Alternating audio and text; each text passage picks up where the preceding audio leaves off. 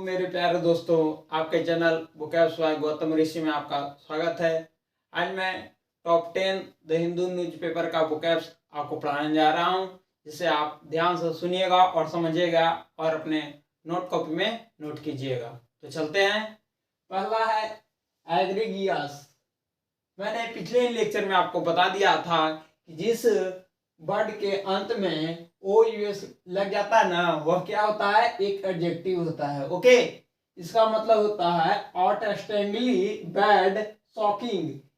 इसका हिंदी मतलब होता है असाधारण।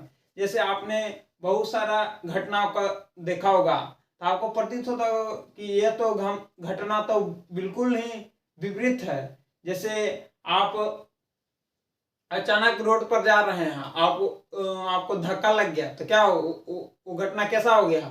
वो असाधारण हो गया घटना।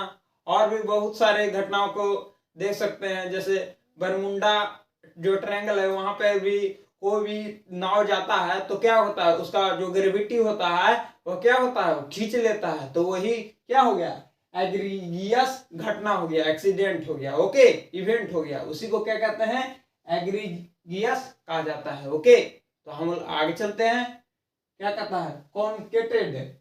कॉन्केटेड क्या है? यहाँ पर देख सकते हैं ईडी सफिक्स लग गया है। तो क्या है यहाँ पे? सबसे पहले ये हो गया पास्ट पार्टिसिपल हो गया। तो एक क्या है? एक वर्ब है। ओके, इसका मतलब क्या होता है? मेक ए डिश और मील बाय कंबाइनिंग वेरियस इंग्रेडिएंट्स, जिसका मतलब होता है खाना पकाना। जैसे आपने आपने भी, आप जब रूम में रहते होंगे, डेरा लेके रहते होंगे, तो आप भी तो खाना बनाते होंगे, जिसमें आप तरह तरह के मिर्च मसालों का प्रयोग करके आप मीट बनाते हैं और तरह तरह के व्यंजन बनाते होंगे। उसी को क्या कहते हैं? कॉन्केटेड कहते हैं। ओके, तो आगे बढ़ते हैं। एम्यूलेट। मैंने पिछले लेक्चर में आपको बताया था कि जिस वर्ड के अंत में एटी प्रीफिक्स जुड़ जाता है, वो क्या होता है? एक क्या होता है? वर्ब होता है। इसका मतलब हम समझेंगे क्या होता है? मैच और सरपास ए पर्सन और अचीवमेंट टिपिकली बाय इमिटेशन, माने अनुकरण करना। जैसे बहुत सारे लोग हैं जो सफल हो जाते हैं, जैसे रतन टाटा हो गए, और बहुत सारे जो एस्पेरेंट्स हो जो एग्जामिनेशन में, जैसे यूपीएससी में हो गए सफल, एसएससी में सफल हो गए, बीपीएससी में सफल हो गए। तो क्या वो लोग बताते हैं कि हम लोग कैसे अचीवमेंट प्राप्त किए हैं। ओके, तो क्या करता है? हम लोग भी उनके कुछ चीजों को देखकर, सीखकर, उनके विचारों को सीखकर अपने जिंदगी में क्या करते हैं? अनुकरण करते हैं, ताकि हम लोगों को भी क्या हो? सक्सेस मिले। ओके, तो आगे बढ़ते हैं। श्वेत, इसका क्या है मतलब? एक सबसे पहले तो एक क्या है? एक वर्ब है। इसका मतलब होता है ब्रेप in separate layer of fabric, मैंने लपेटना। जैसे आप गांव देहात में देखे होंगे कि जब कोई भी किसान पानी, अपने खेत को पानी पटाने जाता है, तो वह पाइप का एक लपेटा लगे रहता है। ओके, जिससे के कारण एक जगह पाइप है ना, क्या हो जाता है? अच्छा से रख पाते हैं। ओके, उसी को क्या कहते हैं? श्वेत कहा जाता है। ओके, तो आगे बढ़ते हैं। एलिनेशन। मैंने पिछले लेक्चर में आपको बता दिया था कि किसी वोकैब्स के अंत में ATION जुड़ जाता है, वह क्या होता है? एक नाउन होता है। ओके, इसका मतलब होता है द स्टेट और experience of being isolated from A group, मन अलगाव की भावना। जैसे आपने देखा होगा कि जब एक दोस्त दूसरे के साथ अच्छा से बिहेव नहीं कर पाता है, तो क्या भावना उठती है कि यार उसके साथ हम नहीं रहेंगे। ओके, सबसे पहले दोस्त जान लीजिए कि अगर वोकैब्स आपको स्ट्रॉन्ग करना है, तो इसका बहुत प्रक्रिया होता है। पहला प्रक्रिया है कि आप इसे न्यूमोनिक्स के तरीका से पढ़िए और इसको याद करिए। न्यूमोनिक्स मतलब मैं कैसे बता रहा हूँ कि एग्जांपल दे दे के और एक सिचुएशन याद करिए कि अरे ये इक्वेशन सिचुएशन आएगा तो ये वोकैब्स आएगा। ओके, तो आप इस तरह से याद कर सकते हैं। और दूसरा, रूट्स के मदद से याद कर सकते हैं। और अगर आप वोकैब्स पर कमांड कर लेते हैं ना, तो आपको एडजेक्टिव पहचानने में कोई दिक्कत नहीं होगा, वर्ब पहचानने में कोई दिक्कत नहीं होगा, नाउन पहचानने में कोई दिक्कत नहीं होगा, एडवर्ब पहचानने में आपको कोई दिक्कत नहीं होगा। बहुत अच्छा से आपको समझ में आ जाएगा, जिसके कारण आप क्लोज टेस्ट में भी अच्छा बना सकते हैं, PQRS भी अच्छा बना सकते हैं, और पैसेज को भी अच्छा से हैंडल कर सकते हैं। ओके, तो आगे चलते हैं। क्या कहा जाता है एनोनिमिटी। मैंने पिछले ही लेक्चर में आपको बताया था कि जिस वर्ड के अंत में ITY जुड़ जाता है ना, वो क्या होता है, एक नाउन होता है। ओके, तो इसका मतलब होता है the condition of being anonymous, माने गुमनामी। जैसे आप देख सकते हैं गुमनामी बाबा का नाम सुने होंगे।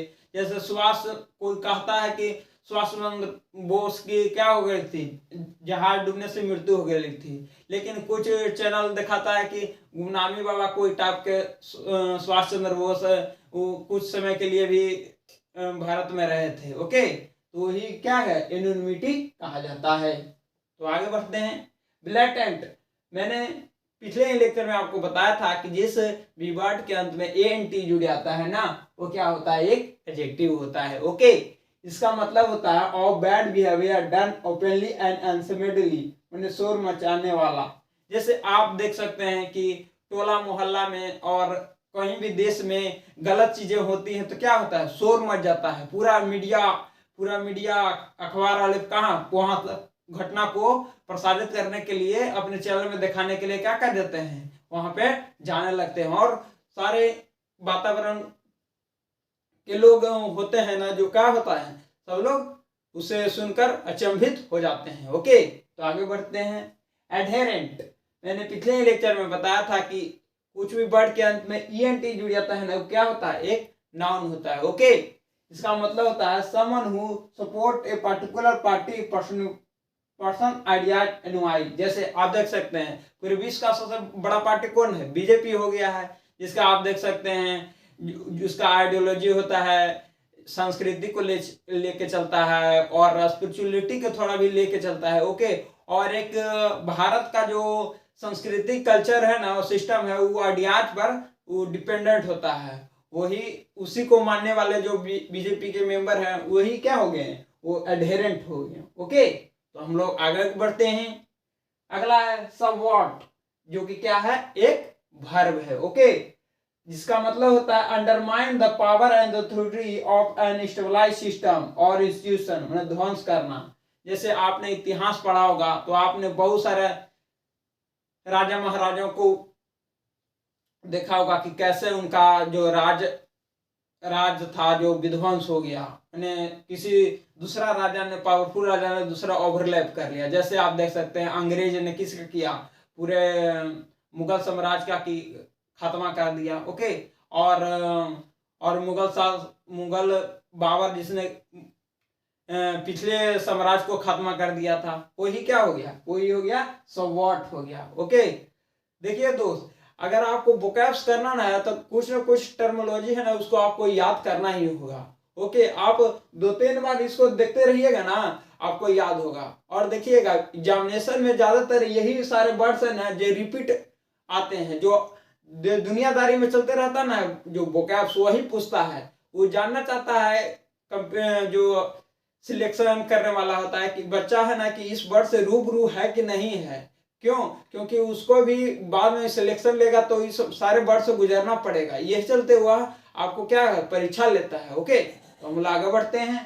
क्या कहता है डिस्कॉर्डेंट, मैंने पिछले लेक्चर में आपको बता दिया था कि जिस भी वर्ड के अंत में ANT जुड़ जाता है ना, वो क्या होता है, एक एडजेक्टिव होता है। ओके, जिसका मतलब होता है डिसएग्रीइंग और इन कंकरेंस, माने विरुद्ध या प्रतिकूल।